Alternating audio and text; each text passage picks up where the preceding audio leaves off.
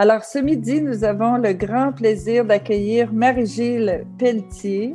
Elle est naturopathe agréée. Elle fait de la pratique privée. Elle est aussi enseignante depuis plusieurs années à l'Institut d'enseignement des sciences naturopathiques de Montréal. Et elle est conférencière invitée. Et aussi, elle a une grande passion, c'est celle d'accompagner les femmes dans toutes les étapes. Et ce midi, elle parle du cycle menstruel optimal. Alors, quand c'était le temps pour moi, j'aurais aimé vraiment assister à cette conférence. Alors, il me fait plaisir d'accueillir Marie-Gilles. Bonjour Marie-Gilles. Bonjour Renée, ça va bien? Ça va très bien. Alors, on a très hâte de t'entendre. Et moi qui ai vu le diaporama, c'est vraiment, je découvre des choses. Ah, ça me fait plaisir d'entendre. Important.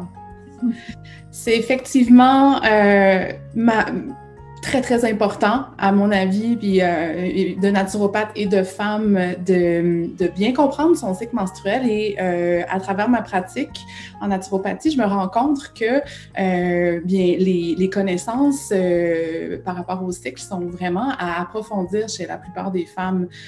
Donc, je me suis fait c'est un plaisir pour moi de vous présenter aujourd'hui ce webinaire sur le cycle menstruel, sur l'optimisation du cycle menstruel. D'ailleurs, j'y pense, tu pourrais donner ça dans les écoles là, aux jeunes femmes, aux jeunes filles. C'est la 3e fois aujourd'hui que je donne ce webinaire-là et à chaque fois que je le donne, j'ai le même commentaire, Renée. Donc, qu'on devrait savoir ça dès notre plus jeune âge, avoir ces informations-là au début de notre vie de femme avec un cycle menstruel. Oui, tout à fait. Donc, est-ce que tu veux est-ce qu'on est prêt à commencer? Est-ce que tu me donnes... Oui, on y va. Oui, parfait. Donc, merci à tous et toutes, s'il y a des hommes dans la salle ou bien il y a certainement beaucoup de femmes. Merci d'être présentes. Merci de prendre ce temps-là ce midi pour en apprendre plus sur votre cycle et surtout merci à l'Expo Manger Santé pour l'invitation. Vous m'ouvrez toujours les bras grands ouverts et ça me touche beaucoup. C'est quelque chose que j'apprécie et voilà. Donc, je tenais à vous remercier, Renée, Jacques, de cette opportunité-là. Alors, sans plus tarder, on va commencer. Je vais vous partager mon écran pour qu'on puisse accompagner la présentation de... Okay. J'avais oublié de dire, c'est que les personnes, si elles ont des questions au cours de ta conférence, Marie-Gilles, elles peuvent aller au bas de l'écran, questions et réponses, Q&R, et poser leurs questions et on va y répondre. Oui, en fait, comment ça va se passer? Je vais avoir 2 moments dans la conférence où je vais pouvoir, Renée, t'inviter à me lire les questions.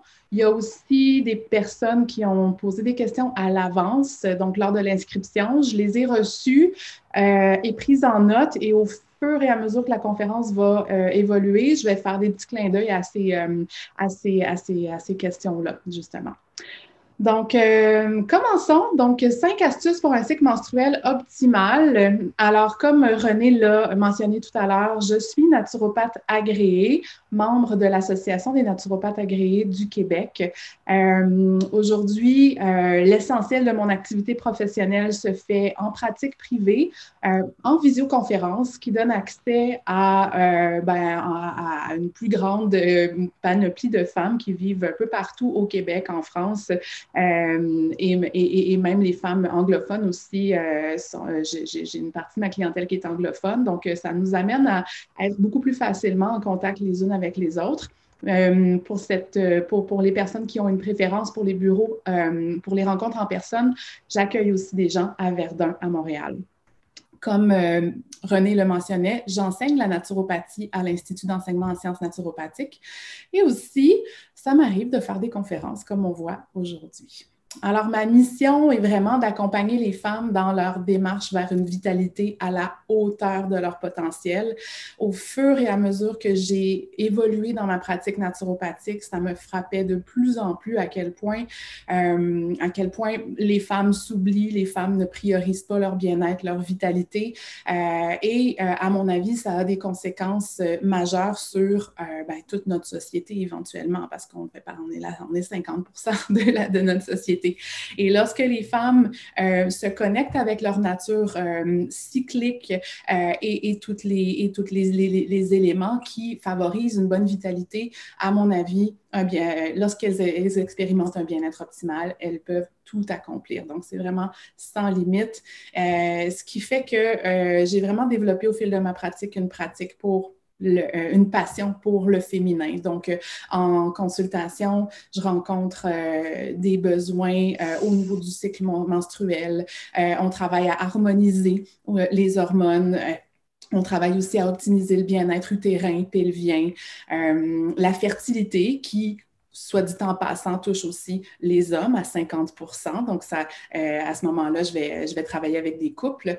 Le bien-être digestif, immunitaire et nerveux aussi, qui est extrêmement fréquent aussi. On a vraiment beaucoup de besoins à ce niveau-là.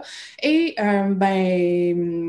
force est de constater qu'il y a une dimension hormonale au système digestif, immunitaire et nerveux aussi. Donc, tout est connecté, donc, avec la santé.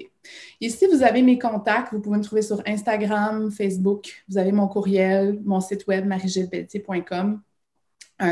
Donc, n'hésitez pas à me contacter, à me poser vos questions. Ça va me faire plaisir de vous répondre. On commence. Avant de commencer, je veux juste m'assurer qu'il s'agit bien, qu'on comprenne bien ici que les informations que je vais vous présenter aujourd'hui ne remplacent en aucun cas la vie d'un professionnel de la santé. Ça ne vise pas non plus un diagnostic ou un traitement. C'est important de toujours demander conseil à votre médecin, à votre personnel ou autre professionnel de la santé pour toute question que vous pourriez avoir concernant une condition médicale. Voilà. On va commencer, René, et vous tous, bien entendu, parce que je vois René qui est là, avec quelques mythes sur le cycle menstruel. On va essayer de défaire quelques mythes. La problématique première que je rencontre que je rencontre le plus souvent et qui, à mon avis, est une des raisons pour laquelle les femmes n'obtiennent pas toujours le support nécessaire pour bien comprendre le cycle menstruel, c'est qu'on normalise les inconforts du cycle vécu par les femmes. Ce qui fait qu'il y a beaucoup de mythes associés au cycle, beaucoup de normalité qui finalement n'est pas si normale que ça. Donc, on se fait dire très tôt dans notre vie de jeune adolescente qui commence à avoir un cycle que c'est normal d'avoir mal, que c'est normal d'avoir recours à une médication anti-inflammatoire, que ce soit Advil, Tylenol. Chez certaines femmes, ça va même vers des prescriptions d'anti-inflammatoires. Donc, on normalise la douleur. On va aussi normaliser les flux abondants. On va normaliser le syndrome prémenstruel, ce que je vais appeler SPM durant la rencontre aujourd'hui. Donc, le syndrome prémenstruel qui est l'ensemble de symptômes qu'on va vivre avant le déclenchement des menstruations. Donc, on va le normaliser. On va aussi normaliser une foule d'autres symptômes, ce qui fait que le syndrome prémenstruel touche 80% des femmes. Donc, en Amérique du Nord, 80% des femmes rapportent souffrir d'un syndrome prémenstruel qui affecte leur qualité de vie et pour lequel on ne présente pas beaucoup de solutions. Chez certaines femmes, dans ce 80%-là, on a à peu près 2 à 6% qui vont souffrir d'un syndrome prémenstruel de forme sévère. En anglais, on dit PMDD.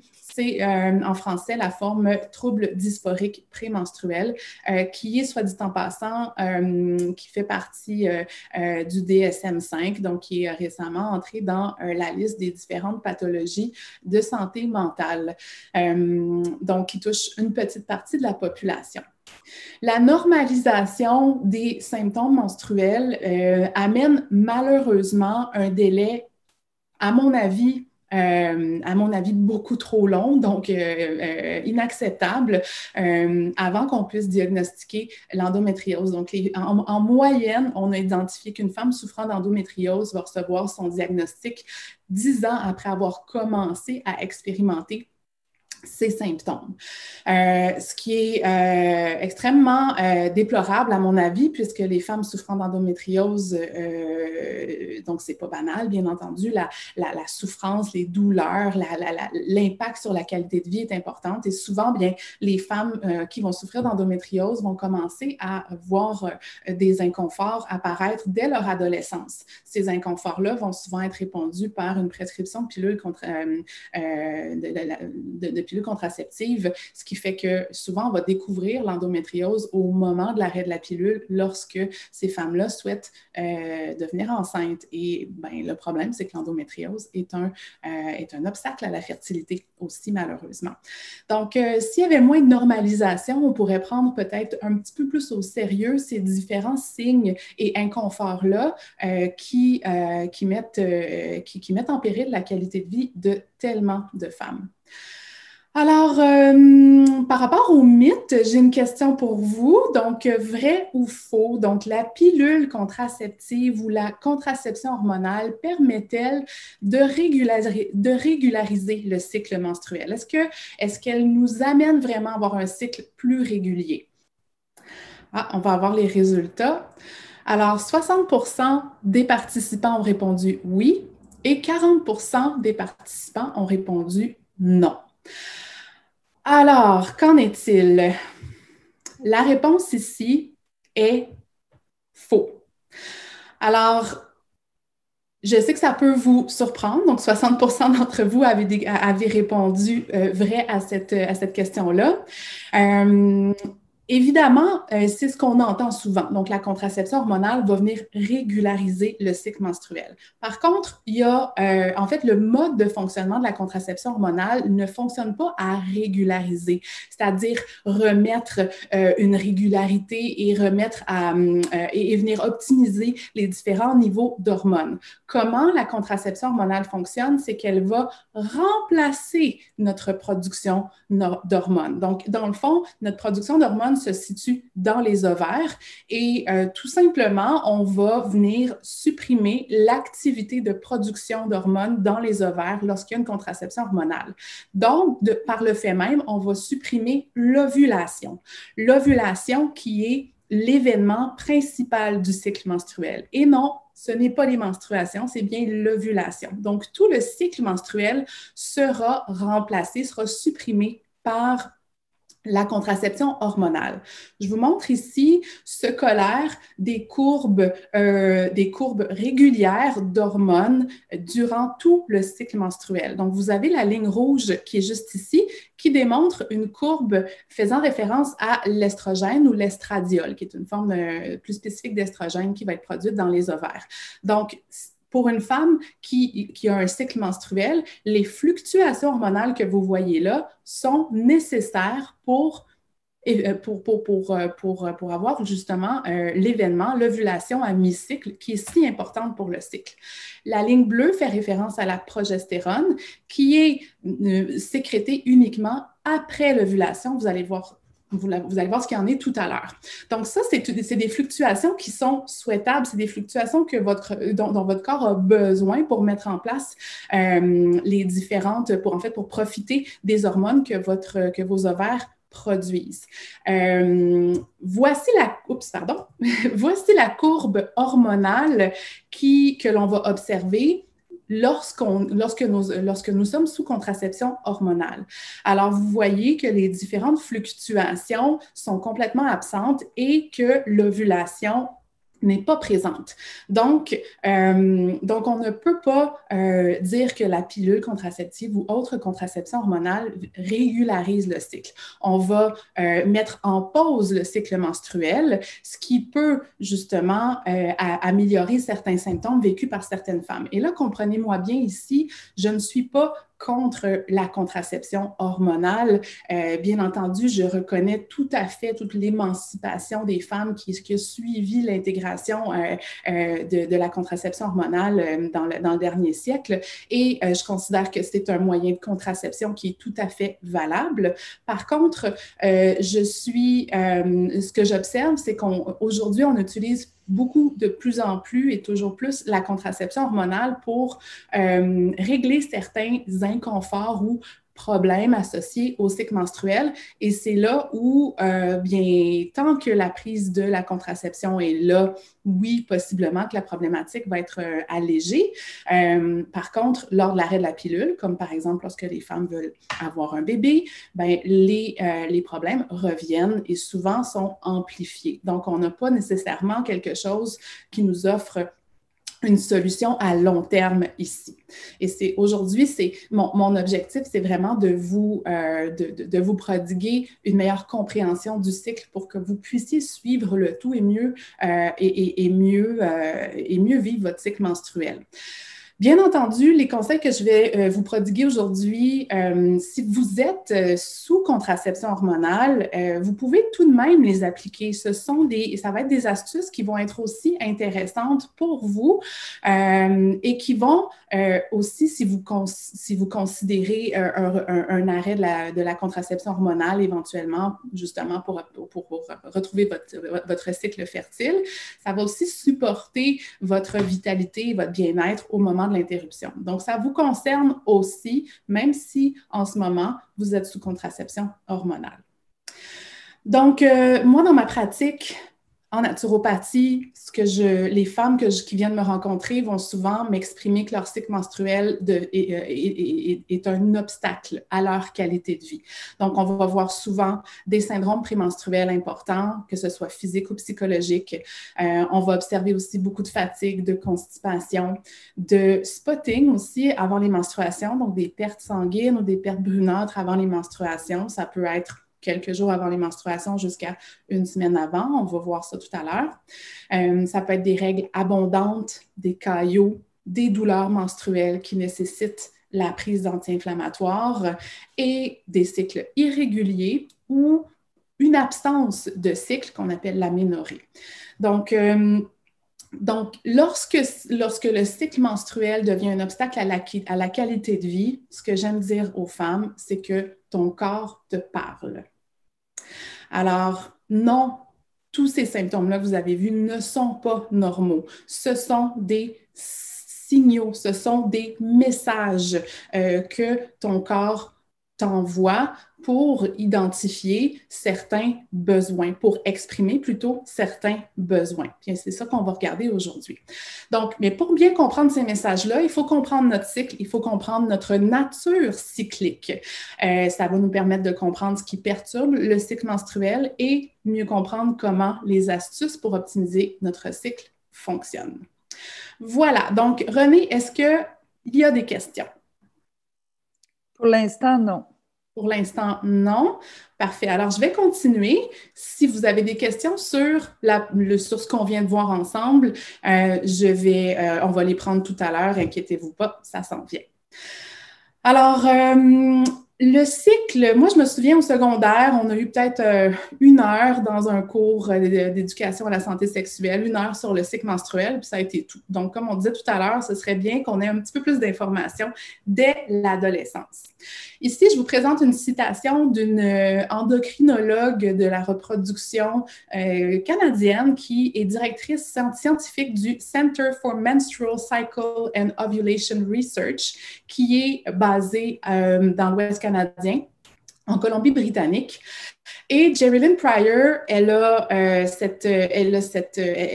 exprime, en fait, elle a cette citation que j'adore qui suggère que les cycles ovulatoires sont des indicateurs et des créateurs de santé.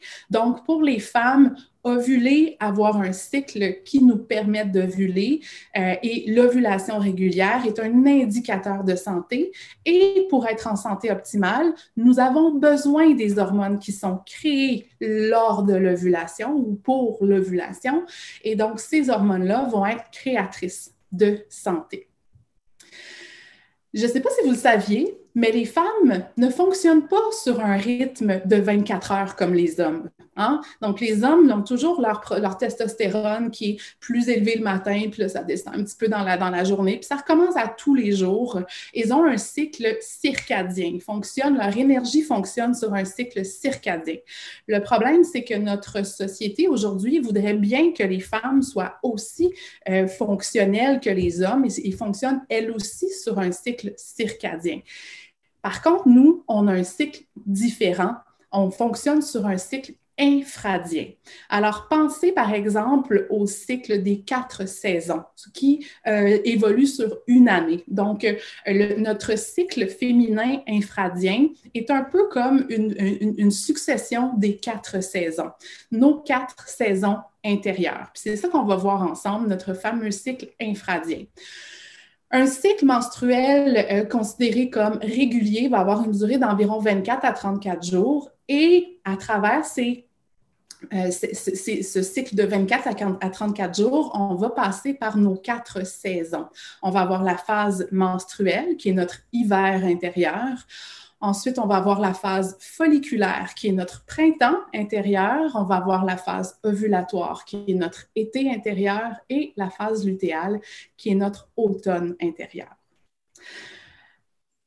Et ces 4 phases-là se succèdent au fur et à mesure que les fluctuations hormonales se succèdent. Donc, on a la phase menstruelle au niveau des menstruations. En passant, tous ces beaux petits graphiques-là nous viennent de helloclue.com. Peut-être que vous connaissez déjà ce site web-là si vous utilisez une application pour suivre votre cycle menstruel. Clue, c'est une application qui est très intéressante pour faire le suivi du cycle. Et sur leur site web, ils ont une panoplie de ressources qui vous permettent d'aller en connaître, en fait, de poursuivre vos recherches si vous êtes intéressé à le faire après cette conférence-là.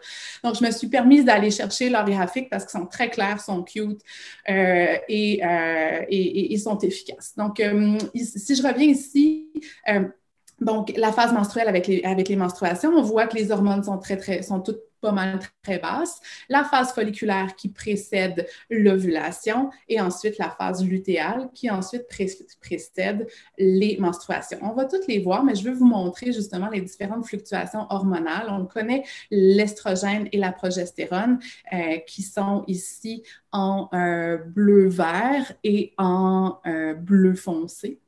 Puis, on a la FSH et la LH, donc orange et violet, qui sont des hormones sécrétées par notre hypophyse au niveau cérébral, qui parlent à nos ovaires. Donc, des hormones qui envoient des messages à nos ovaires. Et les ovaires vont répondre en produisant de l'estradiol et de la progestérone. Donc, tout ça, ce que vous voyez, c'est notre cycle infradien et c'est nos fabuleuses fluctuations au fur et à mesure que nos phases évoluent. Alors, on va commencer par explorer la phase menstruelle qui, normalement, va durer qui va être du jour 1 au jour 7 du cycle menstruel. Donc, pour celles qui sont moins à l'aise avec la comptabilisation des journées, votre première journée de menstruation, première journée de saignement franc, ça je le dis aux femmes qui ont du spotting avant les menstruations. Donc, on peut avoir un peu de spotting, des pertes brunâtres de faible volume, mais le premier jour de saignement franc, c'est votre jour 1 de votre cycle menstruel et la durée de votre cycle va être déterminée par justement tout le cycle menstruel jusqu'à la dernière journée précédant votre prochaine journée de menstruation qui démarre le cycle. Donc, la phase menstruelle, c'est une phase d'enracinement. Je vous disais tout à l'heure, c'est notre hiver intérieur. Donc, c'est une phase dans laquelle notre énergie est beaucoup dans nos racines, notre énergie est plus basse et les hormones, estradiol et progestérone, sont à leur plus bas. Donc, vous voyez, on a les deux hormones très, très, très basses. La chute des hormones, estradiol et progestérone, ainsi que la libération de cytokines pro-inflammatoires, ça, ce sont des messagers de l'inflammation, vont déclencher les règles et les cytokines pro-inflammatoires déclenchent les contractions utérines et donc lire ici la douleur. J'ai eu des questions préalablement au webinaire m'interrogeant comment faire pour réduire l'inflammation. On va en parler tout à l'heure. Il y avait une femme aussi qui demandait s'il y avait un lien entre la maladie cœliaque et les douleurs menstruelles.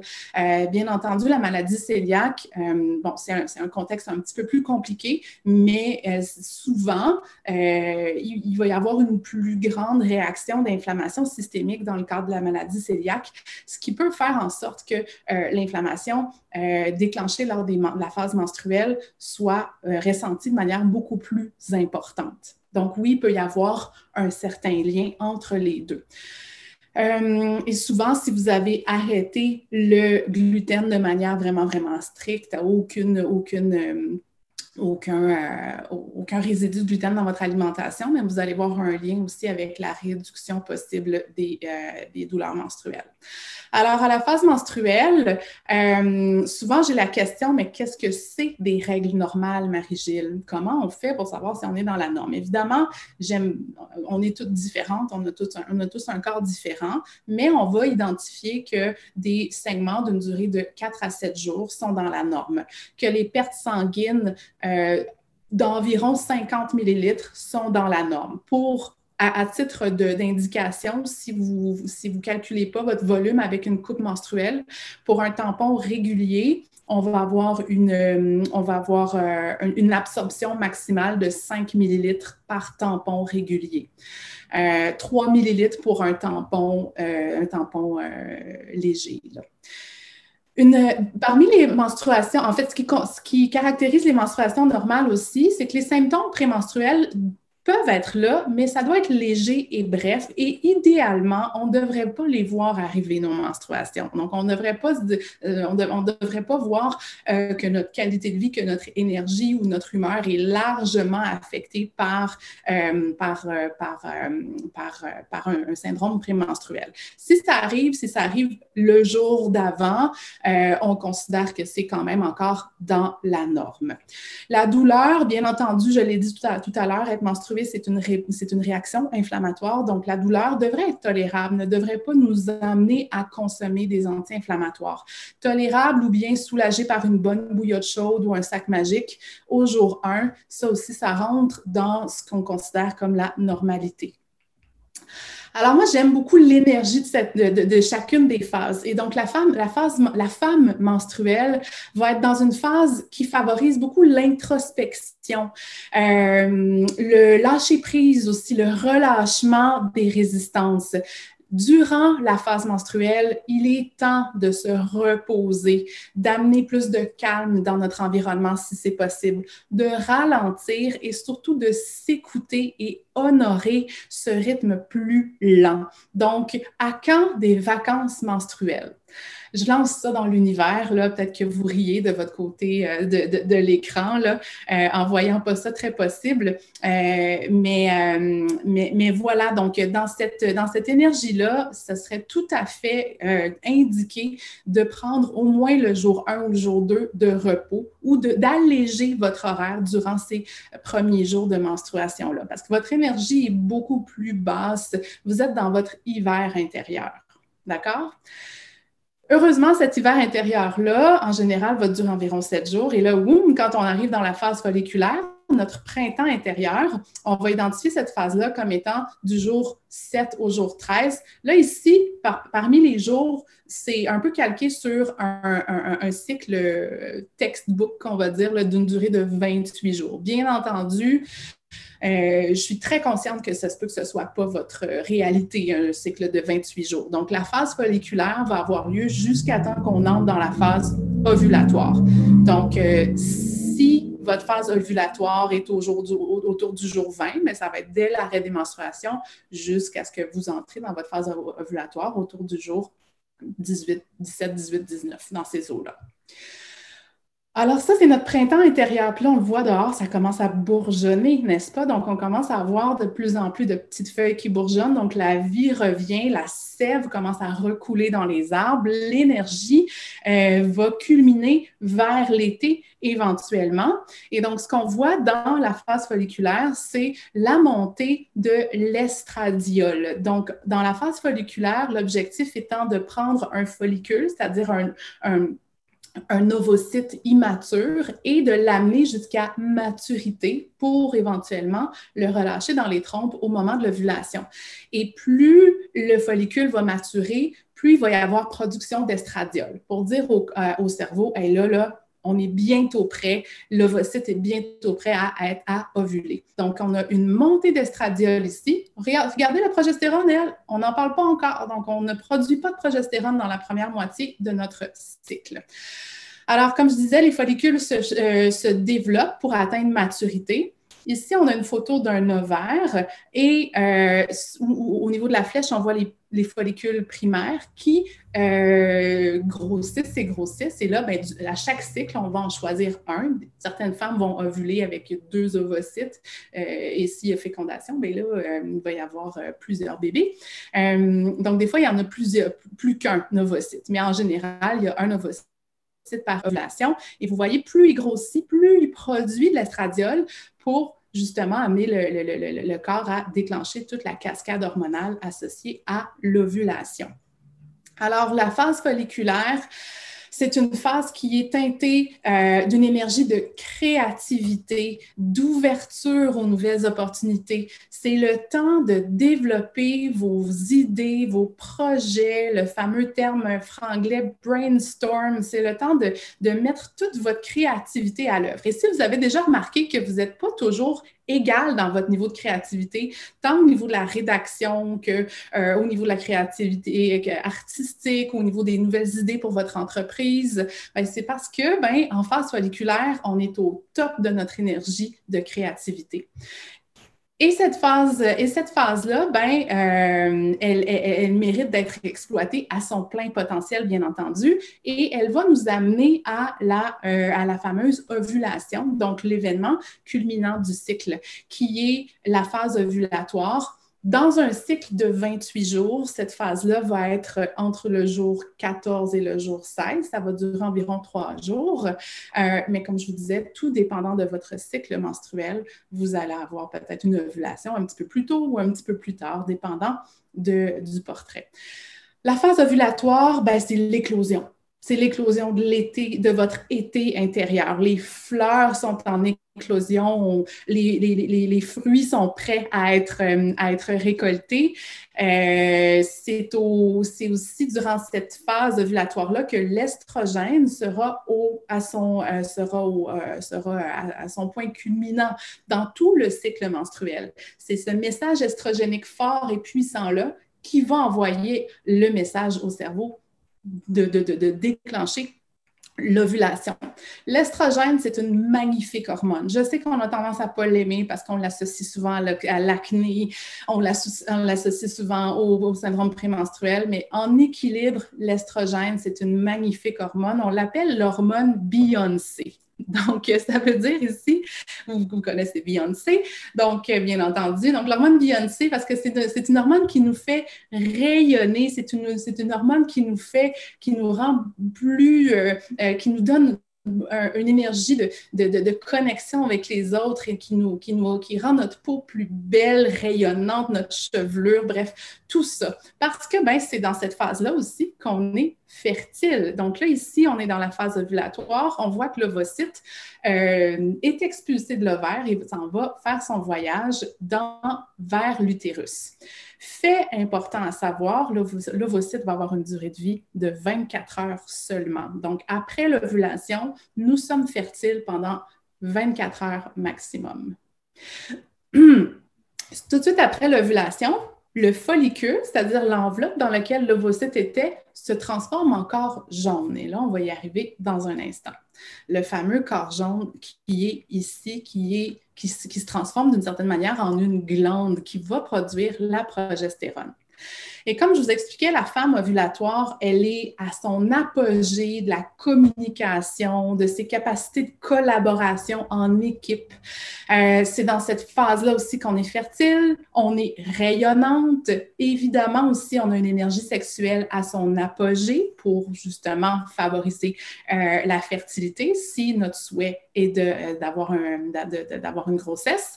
C'est aussi le temps de connecter avec les autres et d'amener, et vous vous en doutez, en ce moment, les connexions sont plus rares. Donc, notre femme ovulatoire, quand on est dans cette période-là, souffre un petit peu plus, justement, du confinement et du couvre-feu. La phase lutéale dure peu de temps, 3-4 jours maximum, et laisse place à notre automne intérieur, qui est la phase lutéale, donc la dernière partie du cycle menstruel, qui là va durer environ 14 jours ça peut durer un petit peu plus, 16-17 jours. Ça peut être plus court aussi chez certaines femmes. La phase lutéale, notre automne intérieur, on s'élève, mais on s'enracine aussi. Donc, c'est une phase où le calme revient, où la quiétude revient, mais où on est extrêmement efficace. Et donc là, il y a quelque chose d'extraordinaire qui a lieu durant la phase lutéale, et c'est la production de progestérone. La progestérone qui est inimitable. Donc, la contraception hormonale contient de la progestine, qui est très différente de la progestérone. Et donc, la progestérone qui, elle, qui va être produite par le corps jaune et permet de développer des conditions propices à l'implantation. Donc, s'il y a fertilisation de l'ovocyte, bien, la progestérone va venir aider l'implantation et le maintien d'une éventuelle grossesse. Alors encore, Jerry-Lynn Pryor, que j'ai cité tout à l'heure, qui dit « La progestérone est une hormone intégrale à la santé reproductive des femmes et elle est aussi essentielle à toute femme adulte. » Donc, dans le contexte où elle parlait justement des conséquences de la contraception hormonale, comme dans la contraception, nous avons de la progestine et non de la progestérone, elle mentionnait ici que la progestérone, dans le fond, ne peut pas être remplacée.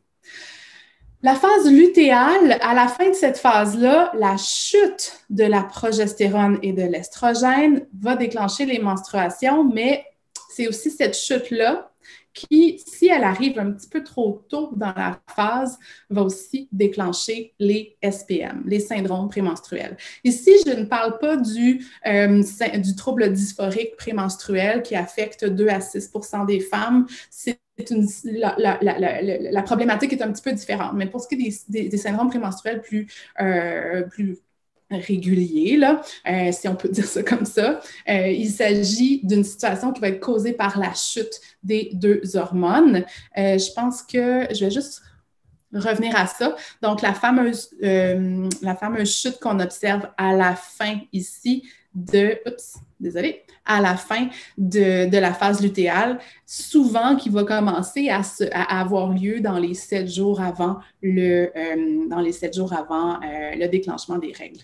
Il y avait une question qui a été posée préalablement au webinaire qui parlait justement des saignements, des pertes du spotting avant les menstruations. Souvent, en venant optimiser la production de progestérone durant toute la phase lutéale, plus longtemps durant la phase lutéale, on va favoriser la réduction de ce type de spotting-là. Donc, on va l'associer à un état pas tout à fait optimal au niveau de la progestérone. Voilà. OK. J'avance. Donc, les syndromes prémenstruels. Donc, comme j'expliquais tout à l'heure, la femme lutéale a une grande persévérance, elle a une grande endurance. C'est la phase où on va accomplir, concrétiser nos projets. Vous savez, les projets qu'on a déclenchés, qu'on a initiés en phase folliculaire, bien, durant la phase lutéale, c'est le temps de les faire. C'est aussi un bon moment pour faire de l'organisation. par exemple, la comptabilité, faire vos impôts, faire du ménage, organiser des choses à la maison. Donc, l'énergie va être beaucoup plus, on va être un peu moins dans dans le désir d'explorer puis de communiquer avec l'autre. On va commencer à amener un rythme plus lent, à nous enraciner, à nous sentir beaucoup plus introvertis, mais efficaces. Donc, c'est une belle phase pour accomplir ces choses-là. Mais c'est aussi une belle phase pour commencer à ralentir et à accueillir la phase menstruelle. En comprenant mieux notre énergie durant la phase lutéale, ça nous permet de mieux vivre avec les petits inconforts ou les états de fatigue qu'on va voir arriver dans la phase prémenstruelle, dans le syndrome prémenstruel, parce que c'est un peu aussi un signe ou une invitation que ton corps te fait à ralentir le rythme pour te préparer à ton hiver intérieur, qui est la phase menstruelle. J'avais une question, Marie-Gilles. Oui. Une personne qui, durant tout son cycle fertile, aurait été avec des contraceptifs hormonaux, donc elle n'a jamais, le corps jaune n'a jamais produit de progestérone. Est-ce que ça peut induire, est-ce que ça peut induire des maladies graves ou des désordres, des déséquilibres? Écoute, la progestérone est une hormone qui favorise, qui va être utilisée par le tissu nerveux. Donc, on l'appelle la chill pill naturelle, la progestérone. Donc, c'est une hormone qui nous amène à un état de calme et qui va venir stimuler les récepteurs de neurotransmetteurs qu'on appelle le GABA, qui est notre anxiolytique naturel. Donc, chez une femme qui n'a pas accès à sa propre progestérone, la progestine n'a pas d'impact sur le cerveau pour amener un état de calme et de bien-être associé à la phase lutéale. Il y a aussi des éléments de protection cardiovasculaire aussi qu'on va voir avec la progestérone, mais qui n'est pas observé avec la progestine. Donc, c'est des petits éléments. Il n'y a pas de maladie particulière, il n'y a pas de gros risques associés à la progestine, mais c'est qu'on en profite beaucoup moins. En fait, on profite beaucoup moins de toute la globale de notre hormone qui est beaucoup plus complexe et qui va beaucoup plus loin que simplement avoir un impact sur l'endomètre. D'accord? Je comprends. Merci. Alors, on se doute évidemment, il n'y a pas de mauvaise réponse, hein? Donc, on a 19% des femmes en phase menstruelle, 15% folliculaire, 8% ovulatoire, 27% en phase lutéale. On a 12% de femmes qui ne le savent pas et un 20% de femmes ménopausées.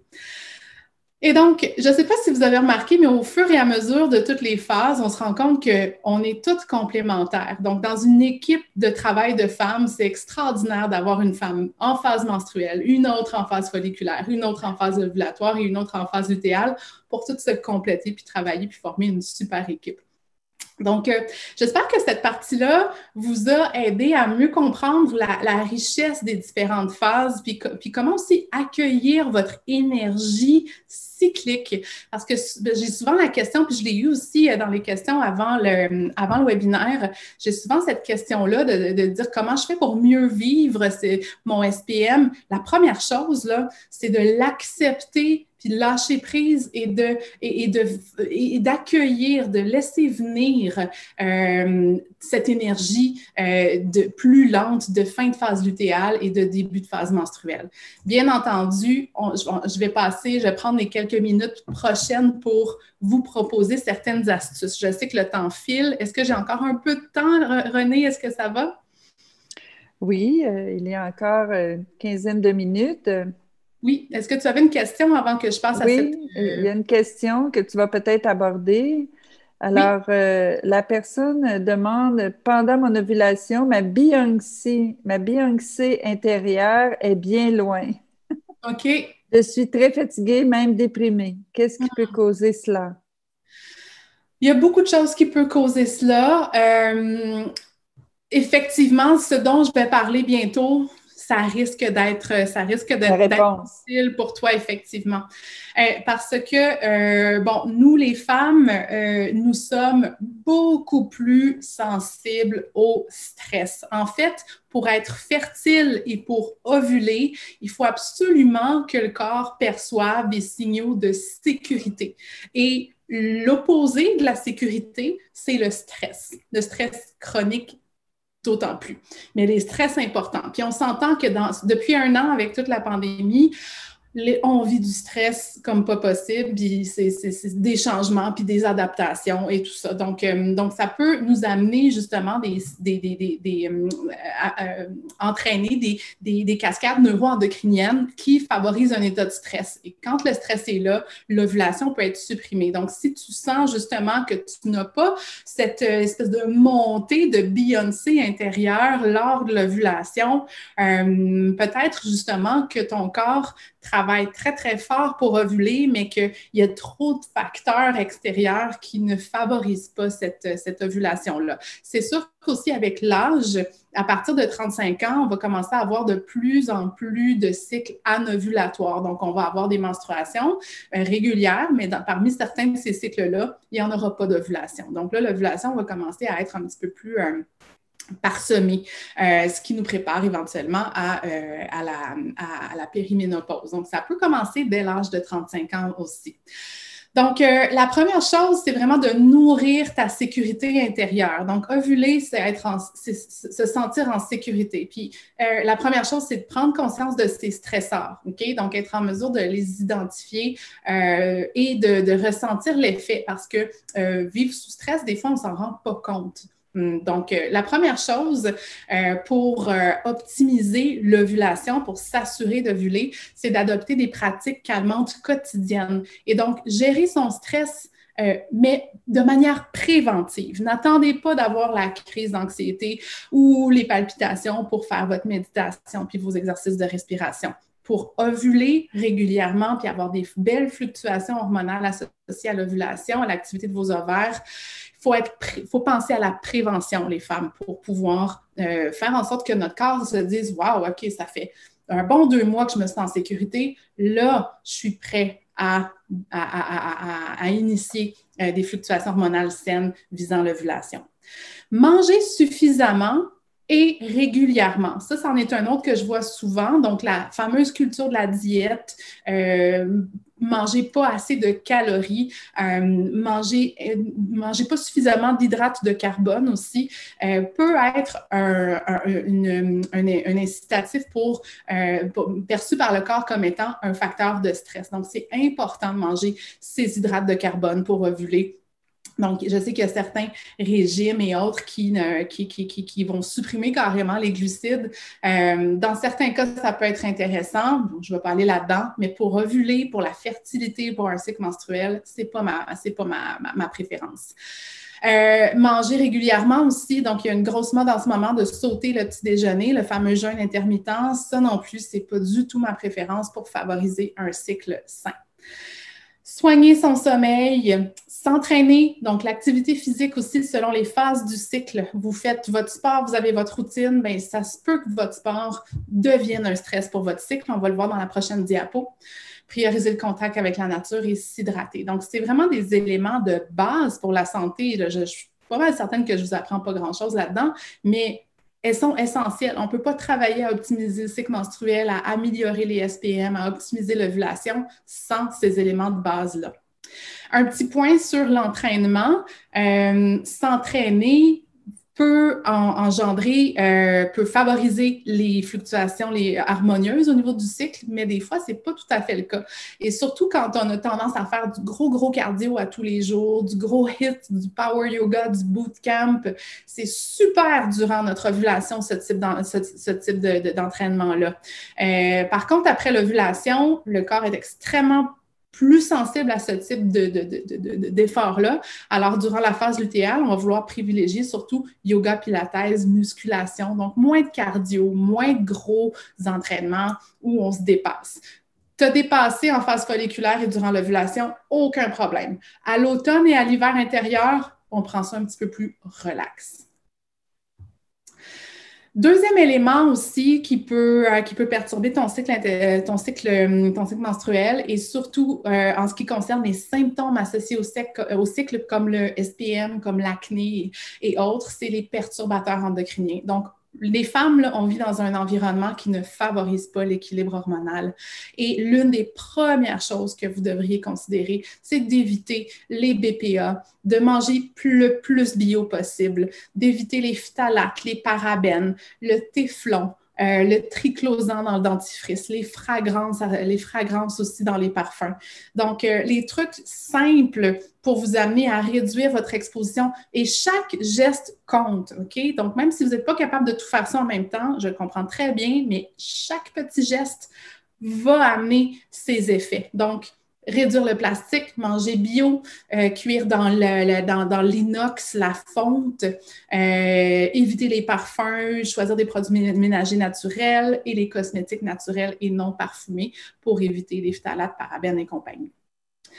Pour ce qui est de l'inflammation, donc il y avait certaines questions, là, comment je fais pour réduire l'inflammation lors de ma phase menstruelle où j'ai beaucoup de douleurs. Il y a plusieurs vecteurs d'inflammation. Le stress fait partie des vecteurs d'inflammation et certains groupes alimentaires peuvent, chez certaines personnes, déclencher une plus grande réponse inflammatoire. Donc, évaluez votre consommation de produits laitiers, de gluten, de sucre, d'huiles raffinées comme les huiles de canola, soya, tournesol raffiné, maïs et arachides raffinés aussi, et votre consommation d'alcool. Donc, l'idée ici, c'est pas de tout retirer puis avoir une vie avec plus aucun plaisir si vous aimez une fois de temps en temps un bon fromage ou un bon verre de vin, mais évaluez votre consommation. Est-ce qu'il y en a à tous les jours, tout le temps, plusieurs fois par jour?